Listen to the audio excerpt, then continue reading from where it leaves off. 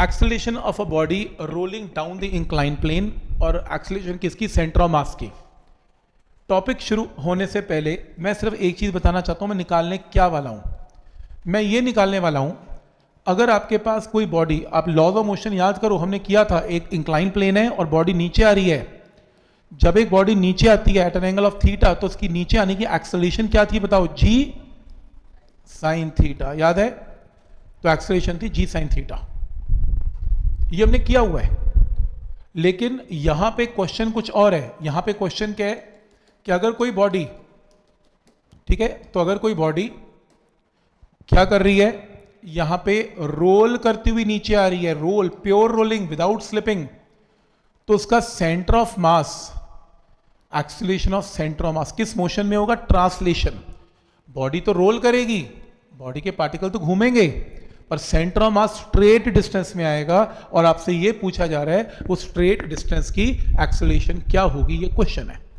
Find acceleration of centre of मास। क्या ये point यहां तक क्लियर है? क्या निकालने जा रहे हैं? क्लियर है? किसकी एक्सेलरेशन? सेंटर ऑफ मास की। और सेंटर ऑफ मास रोटेट नहीं करता, क्या करता है? ट्रांसलेट करता है। तो देखो, तो इसके लिए सबसे पहले ये इंक्लाइन प्लेन सबको पता है, बॉडी रोल कर रही है, फ्री बॉडी डायग्राम सबको पता है, थीटा, mg पता है, mg sine theta, mg cos theta पता है, नॉर्मल रिएक्शन भी पता है, फ्रिक्शन। फ्रिक्शन कौन सी लगेगी? काइनेटिक की स्टैटिक? स्टैटिक, क्योंकि कौन सी रोलिंग है? प्योर रोलिंग है। स्किडिंग तो नहीं हो रही, स्लाइडिंग तो नहीं हो रही, तो फ्रिक्शन ना लेना मतलब ही नहीं है, क्योंकि फ्रिक्शन नहीं होगी तो बॉडी स्लिप करती हुई नीचे आएगी, फिर रोलिंग का केस नहीं है।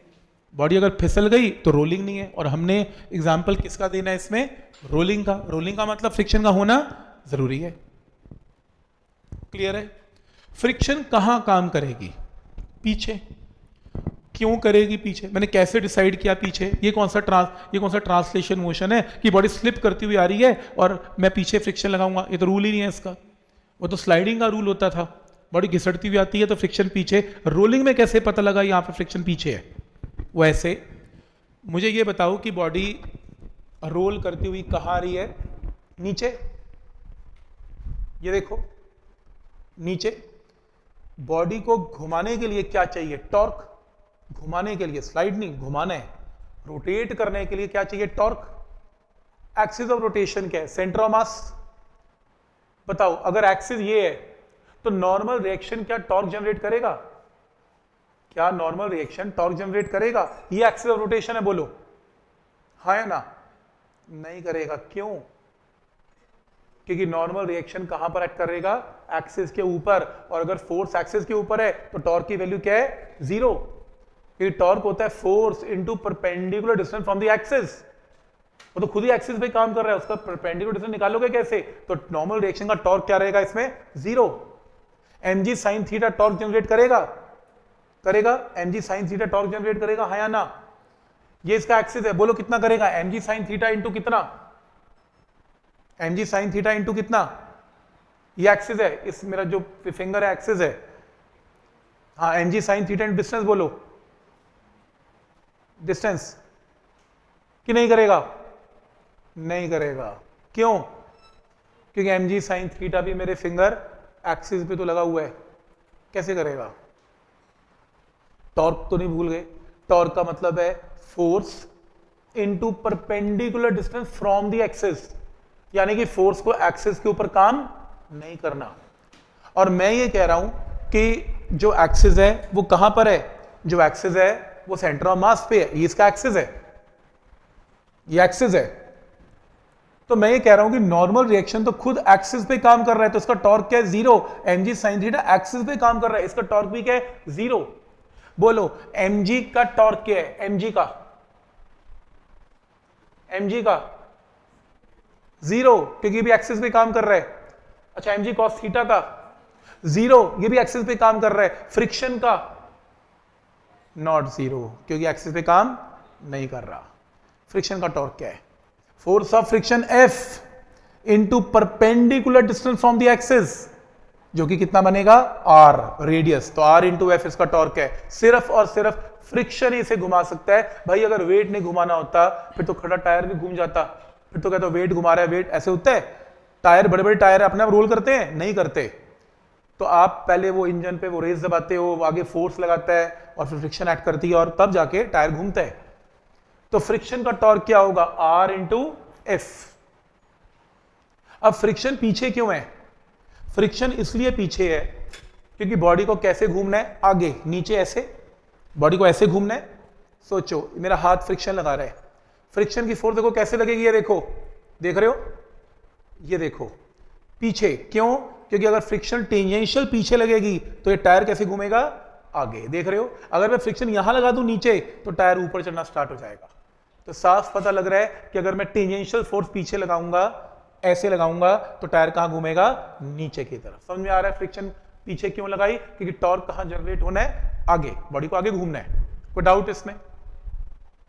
क्लियर है यहां तक? अब ये बॉडी क्या कर रही है? रोल।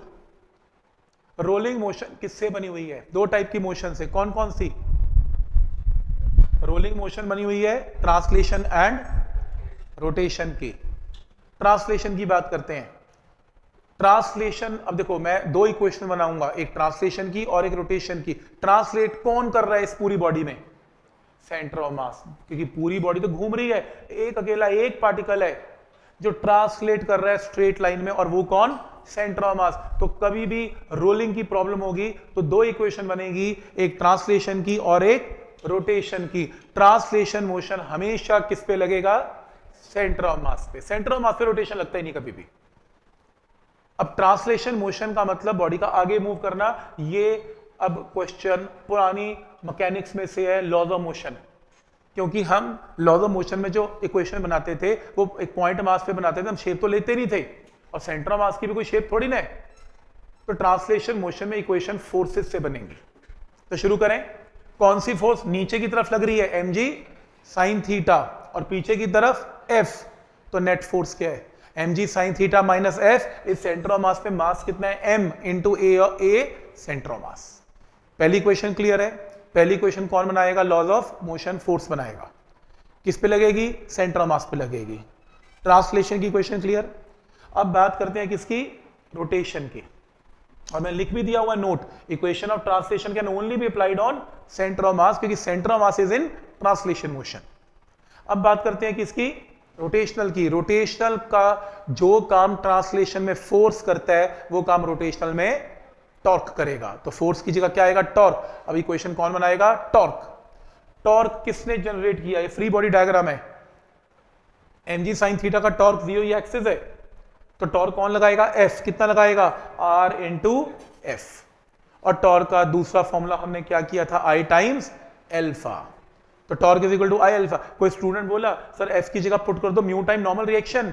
नहीं कर सकता भाई, स्टैटिक है, स्टैटिक का तो फॉर्मूला ही नहीं होता। स्टैटिक का तो कोई फॉर्मूला ही नहीं। काइनेटिक होता तो मैं सोच सकता था, स्टैटिक में तो मुझे पता ही नहीं क्या फोर्स अप्लाइड है, तो इट्स अ वेरिएबल फोर्स, मैं नहीं बोल सकता, तो मैंने F ही रखा। तो R F is equal to I alpha से देखो स्टैटिक की कोई फॉर्मूले की वैल्यू तो है नहीं, तो मैंने टॉर्क से एफ निकाल दिया। टॉर्क लगाने का मकसद ये था ताकि मैं एफ निकाल सकूं। इस एफ को उठाओ और यहां पे पुट कर दो। ये मैंने पुट किया आई अल्फा बाई आर, पर किसी ने कहा सर आपने अल्फा तो निकालना नहीं, आपने तो ए निकालना है। अब देखो याद करो, आज रिजल्ट किया हमने, क्या रिजल्ट किया कि अगर आपका सेंटर ऑफ मास नीचे आता आता अपनी वेलोसिटी को इंक्रीज कर रहा है तो सेंटर ऑफ मास की क्या होगी? एक्सेलरेशन। तो सेंटर ऑफ मास क्योंकि बॉडी रोल कर रही है, तो आज मैंने फॉर्मूला करवाया पिछली शीट में, जब सेंटर ऑफ मास एक्सेलरेट करता है तो फॉर्मूला एप्लीकेबल कौन सा है? A is equal to R alpha applicable है। तो अल्फा की वैल्यू क्या आ गई? A by R. तो इस अल्फा की जगह रिप्लेस करो A by R, A by R square बन जाएगा। इसे राइट ले जाओ, A centre of mass common आ गया, फिर इस टर्म को इसके नीचे ले जाओ तो ए सेंटर ऑफ मास की वैल्यू आ गई। और कोई कहता है सर ये स्फेयर, रिंग, डिस्क कुछ भी हो सकता है, तो आई का फॉर्मूला तो चेंज होगा, तो कोई बात नहीं। इन जनरल किसी भी फिगर का आई का फॉर्मूला क्या होता है? M K square. तो तुम आई की जगह रिप्लेस कर दो M K square, M M M cancel, जबरदस्त फॉर्मूला है ये। एक्सेलेरेशन जब कोई बॉडी रोल करेगी तो acceleration of centre of mass का फॉर्मूला जी साइन थीटा नहीं है, G sine theta upon 1 plus K square by R square है।